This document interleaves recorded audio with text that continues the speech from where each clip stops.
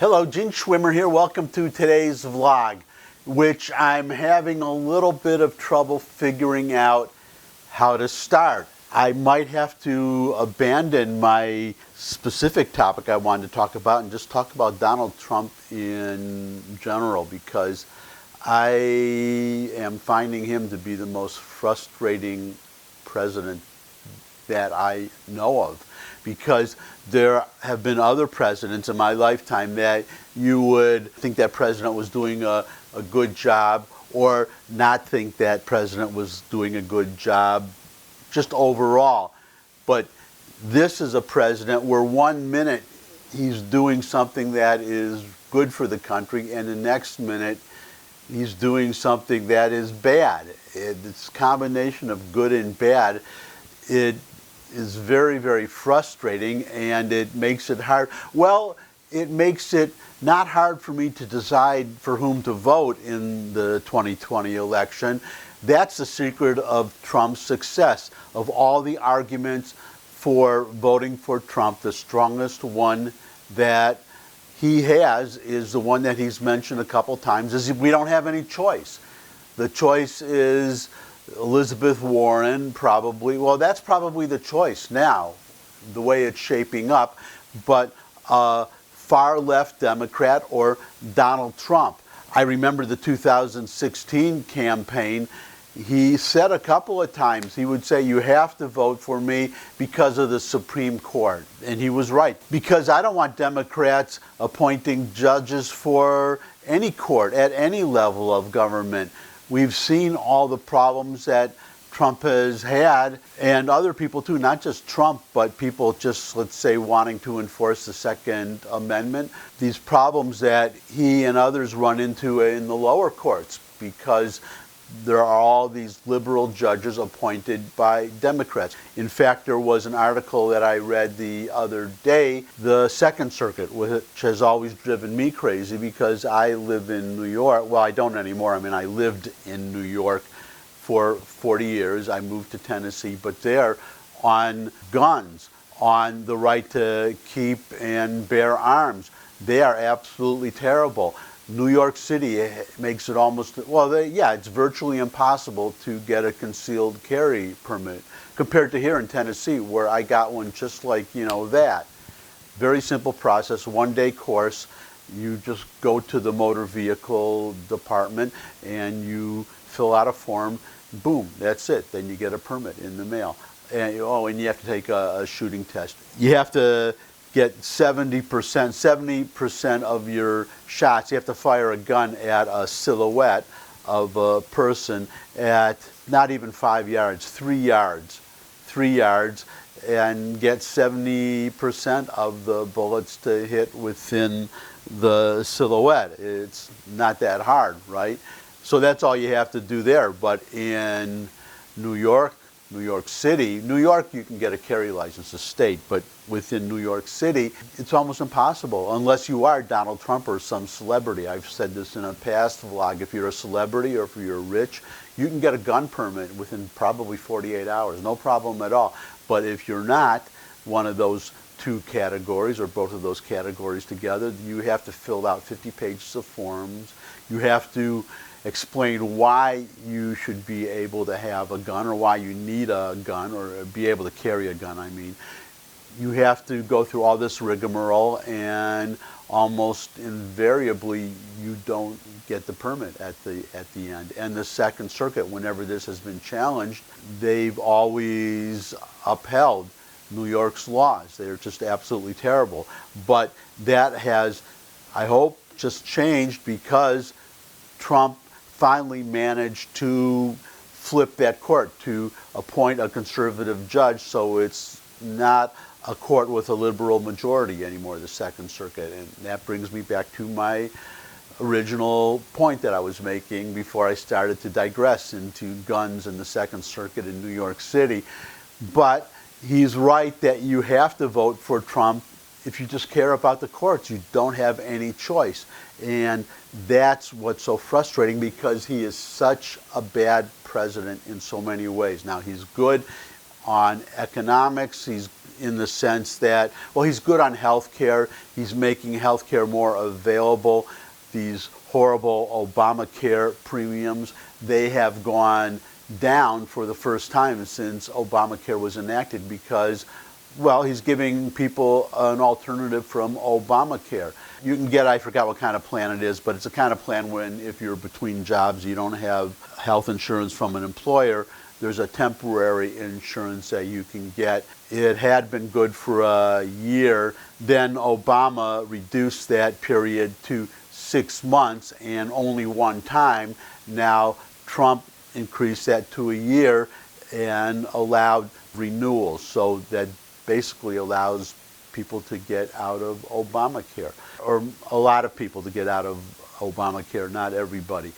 Such as my brother, for instance. He cannot work more than a certain amount during the year because if he works too much, if he makes too much money, his Obamacare subsidies will disappear and his health insurance will suddenly be overnight $14,000 a year. That's what he told me. So getting rid of that problem for at least some people or a lot of people is a good thing that Trump did. He just signed an executive order that I hope to talk about in a future vlog, but one of the things that it did was to expand the ability for senior citizens to get medical savings accounts, which I used to have until Obamacare took it away. Anyways, that's another good thing that Trump did.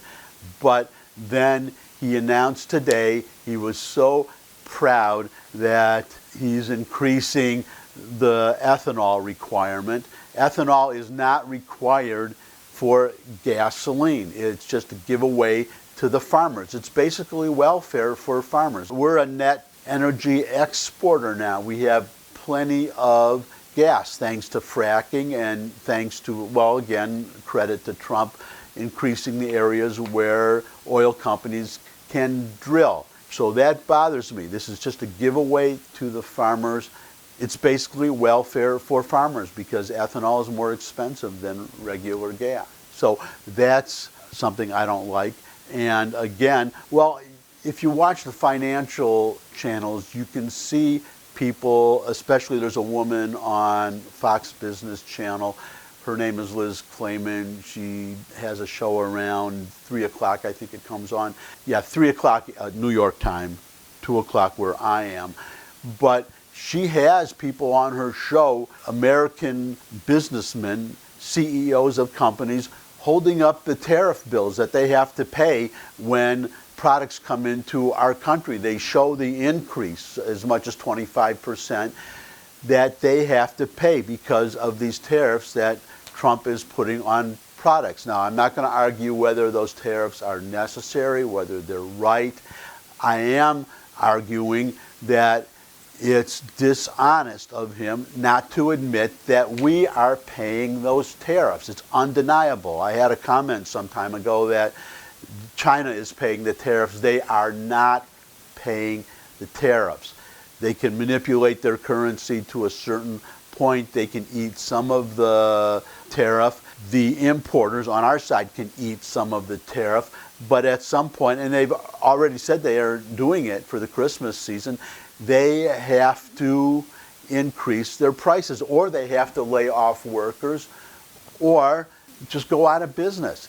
They are hurting from these tariffs. And as I said in the past, Trump really needs to be honest with the people. Just as, well, can you imagine FDR in a fireside chat during World War II saying, yeah, well, it's going to be a little bit tough. Yes, we are going to have to ration some things. Rubber is going to be a little scarce, but no problem at all. It will be so easy. There will be no sacrifice. That's just not honest. You should prepare the people for it. Now, the thing I wanted to talk about today, he announced withdraw our troops from Syria and leave the Kurds who maybe I should say were. I don't know how reliable they're going to consider us now that we've betrayed them, but we've left them out to dry. So the Turks are now going to invade Syria, and they're going to attack the Kurds. They say they're there to fight ISIS, and that's what Trump is saying. It's just irresponsible, and it's incomprehensible. That's why Mattis, who knows what he's talking about, he's a legend in the military, Secretary of Defense, former Secretary of Defense Mattis. That's why he resigned, because he knows how serious it is to keep our commitments to our allies, number one, but it's in our interest to have troops in Afghanistan and in Syria and in the Middle East, not just Syria. Trump is basically handing the whole Middle East over to, well, except for Israel. And Israel's starting to wonder too. I saw an article today in the Jerusalem Post. Israel, our strongest ally, the only democracy in the area, the only country in the area with a professional, effective military that can provide some stability in the area without us having to do it. We would have to do so much more if the Israelis weren't there. We would be so ignorant of what's going on in the Middle East if we did not have the Mossad there, the Israeli intelligence service, which is much better than ours in the Middle East, to provide not just us with information, but the French, the English, and other countries as well. The Israelis have, on multiple occasions, warned other countries of impending terrorist attacks that the Western authorities were then able to thwart, because the advantage that the Israelis have, it's not that they're super geniuses or anything like that. The advantages that they have is that a lot of these Israelis are either exiles or refugees or the direct sons and daughters of such people from the countries surrounding Israel, that they're the perfect spies. We saw that stage show that Netanyahu did a couple of years ago or a year ago, showing all that material that the Israelis were able to grab, several tons of material about Iran's nuclear program right out of a warehouse in the middle of Tehran and bring it all the way back to Israel. The reason they were able to do that is because there are so many Israelis that can pass as Iranians, because either they or their parents came from there. They speak Farsi, the language of Iran, or Arabic perfectly,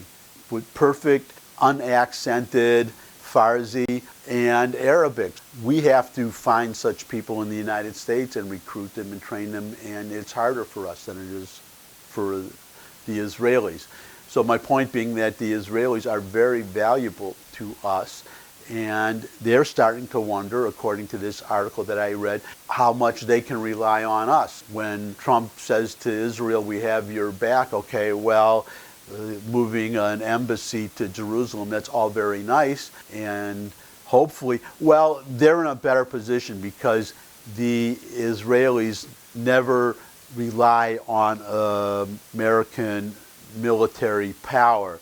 We never have to send soldiers to Israel. It's just a matter of sending materiel, bombs, planes, and things like that. That's an advantage the Israelis have over, say, the Kurds, but they still are starting to wonder how reliable the United States is, because Donald Trump, one of his biggest failings is it's becoming more and more clear that he just cares about making deals and economic policies in the United States or trade with other countries, but except for trade and trade deals, he really doesn't care about anything that's going on beyond our borders. I really am starting to get that feeling, and I worry that he's making the same mistake that other presidents have made, that our country has made repeatedly in the past, almost regardless of who was president, ignoring problems that are happening overseas, just believing that they don't affect us, and then they get so big that we find ourselves in a world war.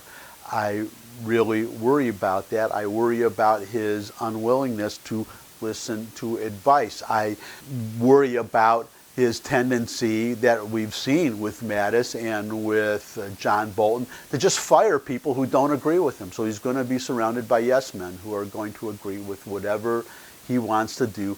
I think he is a bad foreign policy president. So I just wind it up about Trump by reminding everybody of what the Canadians said: America is our friend, whether we like it or not. And Trump is my president, whether I like it or not. That's understood. But he's also my candidate for 2020, whether I like it or not. So I guess it doesn't matter whether I like it or not. But what does matter is a thumbs up if you like this video. And if you have any comments, put them in the comments section. Feel free to share the video with anybody you think would benefit from it. And finally, come back and see me again. I'll look forward to seeing everybody. And until I do, bye.